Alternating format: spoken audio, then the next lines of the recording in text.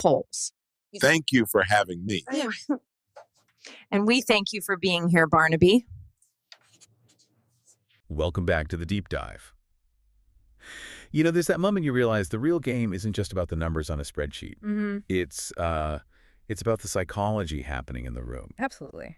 And today, we're really climbing that summit. We're talking about what we call the protocol for performance. Okay. And this applies specifically to? We're talking about the really emotionally charged world of selling a mobile home park, especially those multi-decade mom-and-pop operations. Right, not just a quick flip. No, this isn't just a commercial deal. It's an intensely personal exit. It's wrapped up in maybe 50 years of fear, pride, their whole legacy. Yeah, you're asking someone to let go of their life's work. Exactly, and that's why, the standard brokerage playbook, it often just falls flat. Makes sense. So our goal today is really to unpack the specific behavioral psychology, the kind of conversational framing you need to persuade these longtime owners, specifically to get them comfortable with seller carry financing.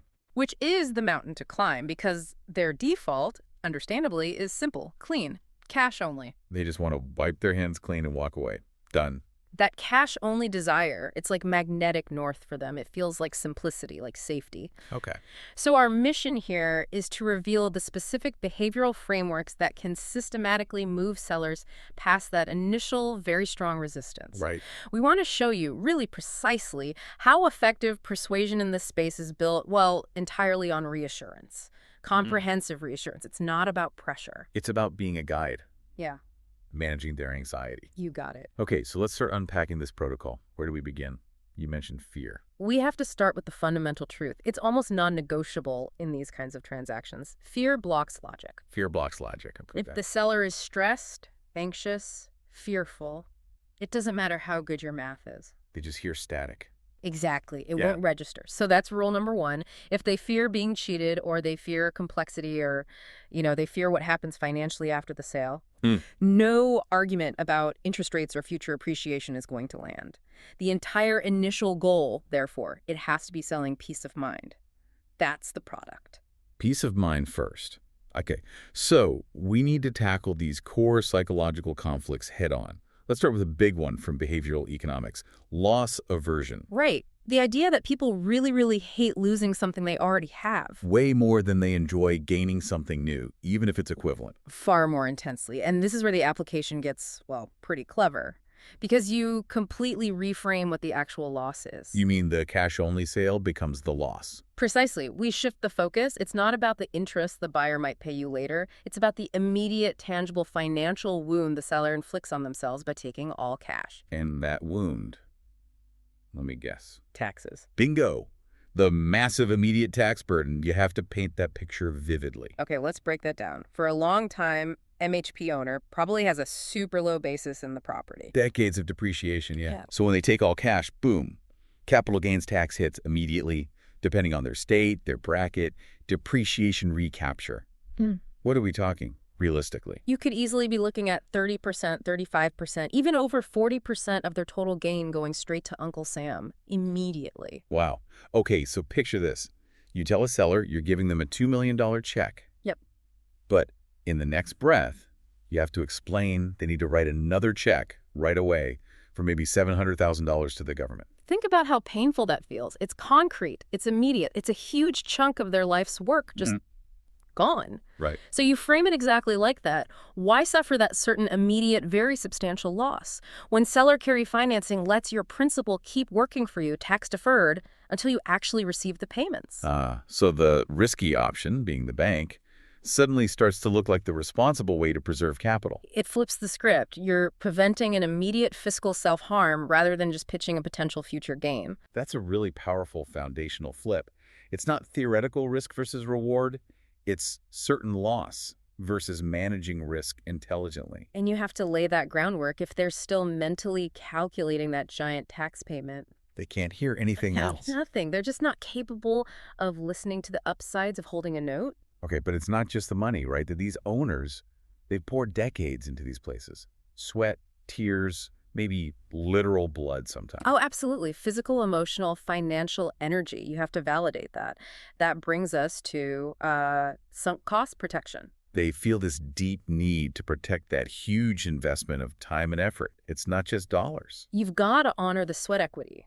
The message has to go beyond just a transaction. It needs to acknowledge the legacy they physically built. So imagine an owner, maybe they just shelled out, I don't know, $200,000 2 years ago to fix a failing septic system. That feels like a raw sunk cost. Totally. And if you just walk in waving cash, you can feel like you're asking them to sell the fruit of that really painful expense for just a quick, maybe diminished payout. So instead of ignoring that past pain or that investment, You integrate it. You tell them something like, seller carry means your life's work, including that tough decision, that big investment you made in the infrastructure. It keeps paying dividends, and it's secured by the very improvements you made. okay.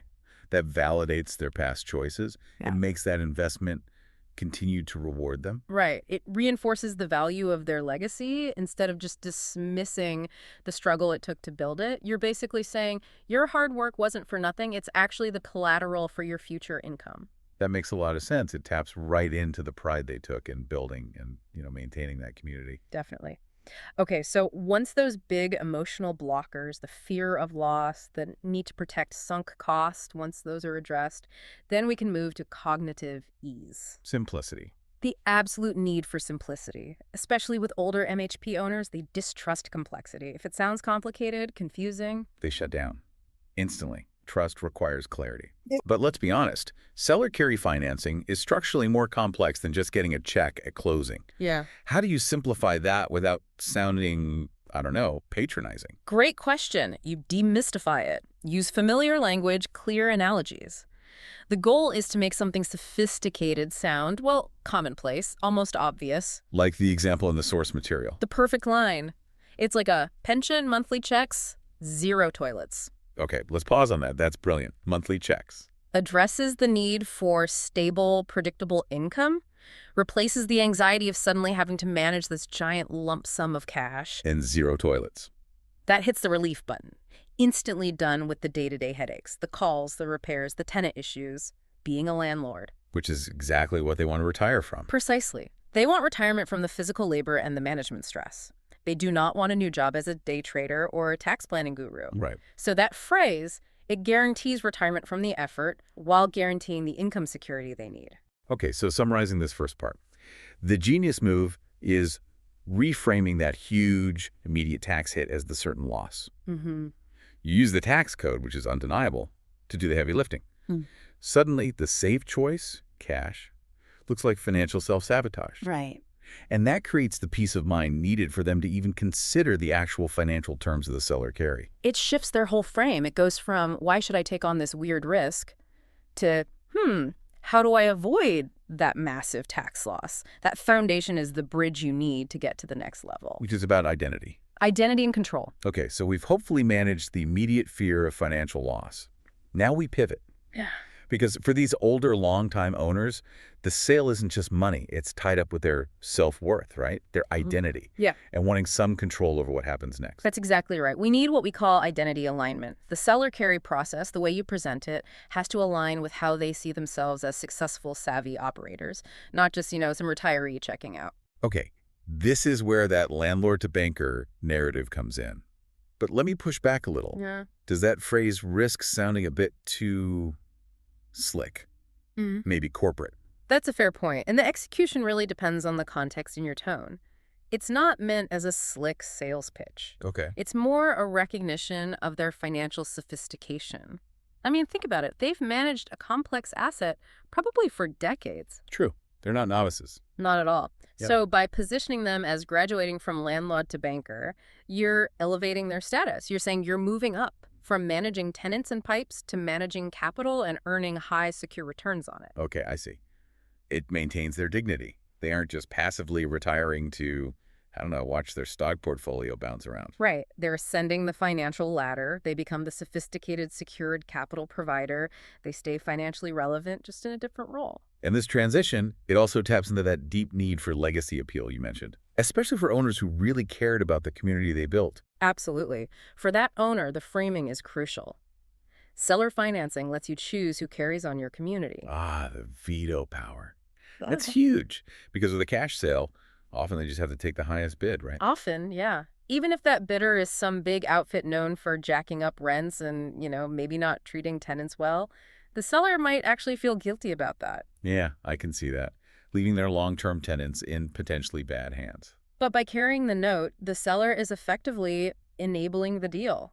They hold the keys, they get the final say on the buyer's character, their experience, their plan for the park. That's legacy framing right there. They shift from feeling anxious about just letting go To feeling pride in curating the next chapter. They're handpicking their successor. so they can actually look their tenants or their neighbors in the eye and say, look, I vetted this group, they have the resources, and I trust them. And frankly, they still kind of answer to me because I hold the note. Exactly, that control over who takes over. Often that's worth more to them than squeezing out the very last dollar on the sale price. It transforms fear into pride. Okay, that makes sense. But how do you make this feel real? Not just like some clever idea you cooked up. They might be skeptical. That's where you absolutely need to use the liking principle. Or, more simply, social proof. Right. Especially in the MHQ world, trust seems hyper-local. National stats don't mean much. Nothing validates a strategy like pointing to a successful local peer. It has to be direct, like, Joe over in Willow Creek. We closed his park last year using seller carry. He loves getting those monthly checks and knowing the park's still in good hands. Why is that so much more powerful than just showing them numbers? Because it puts the idea right inside their trusted social circle.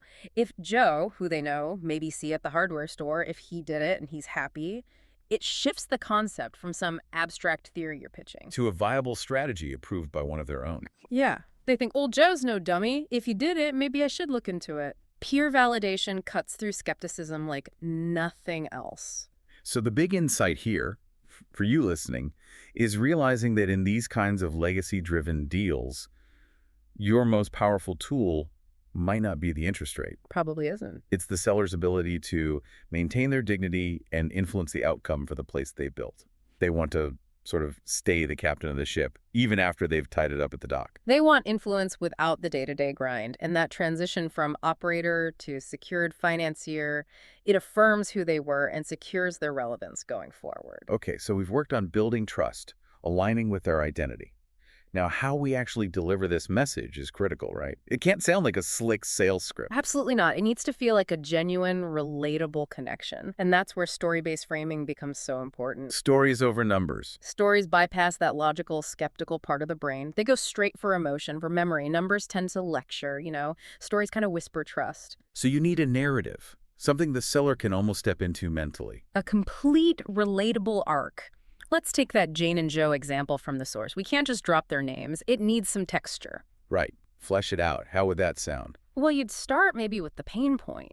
When Jane and Joe first called us, honestly, they were just exhausted. Okay, empathy first. Joe'd been wrestling with a main waterline break for weeks, and meanwhile, they'd gotten like 3 super low-ball offers from these big national funds. Establishes the problem, the pressure they're under. Then you hit the turning point, the core fear. They didn't trust any of those buyers. They were really worried the new owner would just come in, triple the rents, and basically ruin the community they'd spent 40 years building. Validates that legacy concern we talked about. And then the resolution tied directly to the seller carry structure. So we showed them how seller financing let them actually choose a responsible local buyer. They locked in a solid 6% return on their money, tax deferred, remember. And now they get a check like clockwork every month, and they can drive by their old park and feel good knowing their community is safe. Yeah, that story does a ton of work. It hits exhaustion, greedy buyers, the need for safe income, the legacy protection, all without a lecture on capital gains. That's powerful stuff. It connects on an emotional level first. Once you have that attention through relatable stories, then you can subtly bring in tribal alignment. Tribal alignment, making them feel like they're joining a savvy insider group. Exactly. You want them to feel like exploring seller carry is the choice of the experienced pros, not something desperate people do. Okay, so how do we phrase that? We want to signal exclusivity, competence. You use language that positions it as a strategic advantage. Things like, many of the really successful longtime park owners, the ones who truly get this business, they often choose seller carry. Implying it's the smart move. It's seen as the seasoned, financially astute way to exit. You're essentially whispering, look, you're too smart, too experienced to just take all cash and hand 40% of it straight to the government. Right. It validates their intelligence by showing them the more sophisticated play. And we absolutely cannot forget the pride appeals. The ego strokes. This is just mandatory validation of the sheer effort they put in. Yeah, acknowledging that effort is huge. Running a park is hard work. Regulations, maintenance nightmares, difficult tenants. You have to respect that grind. And frame it specifically, not just good job, but something like, you didn't just own a park. You managed utility systems. You fought with regulators. You built a real community here. Seller carry lets you stay captain of that ship just a little longer, securing your future based on the solid foundation you built. That level of tailored respect, it shows you actually get it. Shows empathy. And tying this all together, you need some conversational humor. Use carefully, of course. Right. Humor can disarm skepticism fast, build rapport, shows you understand the sometimes absurd reality of their job. But the key is poke fun at the industry or the annoyances. Never, ever at the seller. Yeah, you align with them against the hassles they've endured. Example. Sure, maybe when discussing why they're even talking to. So after the 10th call from, hi, I'm Chad, I've got a lowball offer and absolutely no financing lined up, Yeah. you probably deserve a real conversation about how to actually secure your future properly. That's great. It acknowledges the frustrating, low-quality interactions they've likely had with, tire kickers, and it immediately positions you as the professional who respects their time and intelligence. So the big takeaway for this segment, it's all about emotional intelligence. You have to actively listen, validate their decades of experience before you even think about getting into the complex financial mechanics. Okay, we've hopefully earned their trust. The emotional pathway is clearer. Now we get into the, let's say, the harder mechanics, but we're still using behavioral science to counter that financial anxiety, right? Absolutely. We start by tackling the number one fear head on. What if the buyer defaults? And we do that by flipping the idea of risk into the reality of leverage. By highlighting the safeguards. Exactly, the inherent safeguards. The seller, when they carry the note, holds the ultimate security, the lien on the property. We have to stress that clearly and simply. Let's get into the weeds here for a second, because our listeners might need that technical clarity. What does holding the lien actually mean for the seller in practice? It means the park itself is the collateral. It's not like some unsecured IOU. If the buyer stops paying, the seller, who is the mortgagee, the lender, has the legal contractual right to foreclose. They take the park back. They take the park back. You're not just some random lender. You are a secured creditor. That's the safest position you can be in, financially speaking. And the consequence of that default, the way we frame it, isn't a disaster. It's actually kind of backup ROI. That's the crucial flip. Think it through. If the buyer defaults, say in year 3, what happens? The seller keeps the initial down payment, which should be substantial. Right, typically 10, 20% maybe. At least. They also keep all the monthly payments, interest, and principal they received up to that point, and they get the asset back. But here's the critical part. During those 3 years, the buyer had every incentive to maintain and likely improve the park to protect their own equity investment. So the seller often gets the park back in better condition, maybe with that new septic system paid for by the buyer. Often, yes. Or paved roads or other upgrades. So they regain an improved asset, plus they kept all the cash flow, and they get to resell it, likely at a higher future value. It really is designed to be a win-win, or at worst, a win-fallback win for the seller. That framing directly attacks the comfort people find in the known, right? The status quo bias. Cash just feels safe because it's simple and familiar. It does. So we have to actively reframe the all-cash sale as the new, potentially riskier choice. How so? Because taking all cash forces them to immediately take on huge new risks they might not be prepared for. First, that massive, unavoidable tax liability we talked about. Right. And second, the immediate, massive headache of reinvestment. Suddenly, they have this giant pile of cash, and they have to become expert wealth managers overnight. Battling inflation risk, market volatility, trying to find decent returns in a maybe low interest rate environment. Exactly. It's a whole new set of anxieties and responsibilities they probably didn't sign up for. So the seller carry, by contrast, you're framing it as passive, high-yield, secured income, managed by the buyer, protected by the lien, tax-deferred. It's the ultimate set-it-and-forget-it retirement income strategy. It delivers the stability they crave without the new job they wanted to avoid. Okay, makes sense. So once the emotional field is clear and they understand the leverage they have, now we bring in the numbers. Now we use concrete numbers to kill anxiety. But keep it simple. Clear financial projections that make the benefits feel, visceral. The math needs to be easy to follow, but the implications profound. Let's run that example from the source again, but maybe contextualize the annual benefit. Say a $1 million sale price. Okay. Seller agrees to carry half, $500,000. Let's say at 5% interest. And maybe a 5-year balloon, but payments based on a 20-year amortization, just to make the payments manageable for the buyer. Okay, standard structure. So 5% interest on $500,000. That's $25,000 a year in interest income. Roughly $2,100 a month plus some principal pay down. Let's round the payment to maybe $2,700 a month total for simplicity in the example. Okay, $2,700 a month passive income. Now compare that to the cash option. They take the $1 million cash.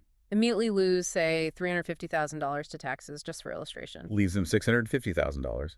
To earn that same $2,700 a month, or roughly $32,400 a year, on $650,000, what kind of yield do they need? They need a guaranteed passive investment yielding almost exactly 5% after tax. And finding a secure, truly passive, fixed income investment that yields 5% net with zero management effort, that's tough, especially consistently. Very tough in most market conditions. The seller carry gives them that yield instantly, secured by an asset they know intimately, without paying the huge tax hit upfront or taking on reinvestment risk. And over those 5 years until the balloon, that's roughly $160,000 in interest income alone, tax-deferred. That's undeniable math. It really is. But we also have to address that feeling of being trapped. If they think they're locking their money away for 20 years. They'll balk. Which brings us to safety nets and normalization. Right. First, explain the structure clearly. The 5-year balloon means the buyer has to pay off the remaining balance in 5 years, usually by refinancing. So the seller isn't stuck with a low rate for decades if rates go up. Okay, that's one safety net. What else? Crucially, you explain that the note itself, the loan document they hold, is an asset. It has value. It can be sold. Ah, right. They aren't stuck holding it for 5 years if they suddenly need cash for, say, a medical emergency or something. Exactly. They can sell that note, probably at a slight discount, to a professional note buyer anytime they need a lump sum. There's a whole market for that. So it provides flexibility. Controlled liquidity. They're never truly trapped. That's key for alleviating future anxiety. And finally, you normalize the whole thing. Look, this isn't some weird speculative thing. Banks do this all day, every day. Lending money secured by real estate. It's the core of banking. You're not gambling. You're just choosing to be the bank for the best possible borrower, the person buying your park and earning a great return for it. Okay, this feels like where the rubber meets the road. Practical competence. The protocol demands we prepare for let's say, the big 3 objections, the ones you hear almost every time. Predictable resistance points. Oh. And the structure for handling them is always the same. First, validate the concern genuinely. Then powerfully reframe the outcome. Okay, let's hit number 1, the big one that probably keeps them up at night. What if the buyer defaults? You validate immediately. That's not just a fair question, it's the most critical question. Let's walk through exactly how you're protected. And then the reframe. It's not a disaster, it's backup ROI. How do we really drive that home? It's a 3-part rebuttal, really. First, you emphasize the upfront due diligence. You only agree to carry for a buyer who demonstrates competence, character, and sufficient capital. You vet them more rigorously because you're their bank. Right. Control over who buys. Second, you reiterate the financial mechanics. If they default, you keep the big down payment. You keep every single payment made to date, and you get the entire asset back. And the third point, the often forgotten one. The condition of the asset. The buyer, having put their own skin in the game with the down payment and ongoing maintenance to protect that investment, has a strong incentive not to let the place fall apart. Exactly. So when you, the seller, potentially regain the park, you often get back an asset that's been maintained, maybe even significantly improved, which means it's worth more for the next sale. So default isn't failure. It's a leveraged way to potentially get back an appreciated asset, plus keep all the cash flow to date. It's a remarkably seller-protective structure when set up correctly. Okay. Objection number 2. What if I need cash later for an emergency or a big purchase? This hits that future flexibility anxiety. Again, validate first. That's completely understandable. Life happens. That's why we build flexibility into this. And the reassurance is? The note is a liquid asset. Simple as that. The seller holds a financial security, think of it like a bond that has a market value. It can be sold. So if they need, say, $200,000 in year 3, they don't have to wait for the 5-year balloon. Nope. They can contact a note buyer and sell a portion of the note or the whole thing, usually at a reasonable discount, and get cash relatively quickly. So it gives them controlled liquidity, Yeah. which arguably is better than having $1 million sitting in a bank account. It's getting eaten by inflation and taxes, yeah. Instead, they have an asset earning a good return, secured, that they can tap into if necessary. It's actually superior flexibility compared to the all-cash option where you lose so much upfront to the IRS. Got it. Okay, the final and maybe most common objection. Why not just take the all cash and be done with it? This is that primal scream for maximum simplicity, right? Emotional closure. It is, and you have to gently, respectfully push back against the myth of that simplicity. First, validate the desire. I absolutely understand wanting a clean break, no more calls, no more management. Acknowledge the appeal. Then the pivot. Then the pivot. But taking all cash doesn't actually mean you're done. What it really means is you're immediately done with maybe 40% of your capital thanks to taxes. Ouch. And you're instantly starting a brand new, probably unwelcome job. And that new job is? Managing that huge lump sum, immediate tax planning headaches, finding secure places to reinvest it, constantly worrying about inflation and market swings. That's a lot of work and stress. Whereas seller carry provides the break they actually crave. Exactly. They are done with the tenants and the toilets. That operational burden is gone, but they are not done with the secured passive income stream generated by their life's work. So it gives them the emotional closure of retirement from the job. Without the financial anxiety and new burdens that come with managing a massive windfall. It satisfies the desire to be free of operational headaches while maximizing their long-term financial security. Okay, we're moving into the final stage here. This is about creating a sense of urgency, but it has to be rooted in objective reality. That's why we call it ethical FOMO, fear of missing out, but based on real market conditions and financial facts, not some fake pressure tactic. Right. The focus isn't signed today or the deal's gone. It's more about highlighting opportunity costs and preventing future regret. Exactly. You're not pressuring them to sign. You're advising them on how to avoid kicking themselves later. So what are the primary levers for ethical FOMO? Two main ones. Lost income and potential tax changes. You frame it like, look, every month that goes by where you haven't set this up, you're potentially missing out on thousands in secured tax-deferred interest. We talk to sellers later who really regret missing out on tens, sometimes hundreds of thousands in interest and tax savings they could have locked in. Makes the cost of delay tangible. And you absolutely have to tie it to current market conditions. For example, if general interest rates are relatively high, the rate the seller can command on their carryback notes, say 5–6%, looks really attractive compared to, I don't know, a CD or a savings account. You leverage that. Right now, you have this window to lock in a fantastic 5% or 6% return on your own money, secured by the property you know best. If you wait a year, economic conditions could change, rates might drop, and this opportunity for such a high, secure yield might just not be there. That's real urgency, based on verifiable economics, not just sales talk. It respects their intelligence, which leads perfectly into the final nudge, creating a little bit of cognitive dissonance. Yeah, the gentle internal conflict, making their default choice feel slightly inconsistent with how they see themselves. Exactly. You want them to resolve that conflict by seriously exploring the offer, because not exploring it would contradict their self-image. How's that sound in practice? You address their self-image directly, something like, you've spent decades being a really shrewd, savvy steward of this community and of your finances. Everyone knows that. Setting the stage. Doesn't just ignoring what seems like a clearly smarter, safer, more tax-advantaged way to secure your income, doesn't that kind of contradict that sharp business sense you've always had? Wow. That forces an internal question. Am I taking the easy path out of fear instead of the intelligent path, carry, out of prudence? Right. If they see themselves as astute, as experienced operators, they almost have to explore the carry option thoroughly just to maintain that self-perception. It nudges them past inertia. Then we wrap it all up. Maybe with a bit of charm? Definitely. Yeah. A final layer of exclusivity and humor can really cement the rapport and make the final ask or the contemplation period more memorable and positive. How do you frame that exclusivity without sounding arrogant? With a knowing grin, maybe lean in slightly. Look, seller Carrie, it isn't for everyone. It's really just for those owners who want the best of both worlds, freedom from the day-to-day grind and maximum security for their future. Positions it as the premium choice. And maybe a final little joke, something that acknowledges conventional wisdom but gently pivots. You know what they say? Cash is king. Yeah. But sometimes the king retires a bit too early and gets taxed right out of his kingdom. Okay, that lands. And the emphasis here is on ethical persuasion. Absolutely critical. Yeah. You're using reality, the tax code, current market rates, their own justifiable pride as a source of urgency and motivation. You're not manufacturing pressure. You're respecting their intellect while guiding them toward what is objectively often a much better long-term financial outcome.